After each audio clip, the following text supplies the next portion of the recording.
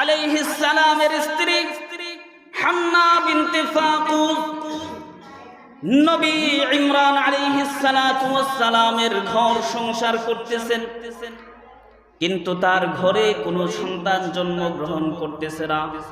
মনের মধ্যে বড় আশা, যদি আল্লাহ তাআলা একটা সন্তান দেয়, সেই সন্তানকে বড় আদর যত্ন করে লালন পালন করবেন। হঠাৎ একদিন তিনি গাছের নিচে বসে আছেন, গাছের ডালার মধ্যে একটা পাখি, মা পাখি তার বাচ্চার মুখে খাবার তুলে দিচ্ছে।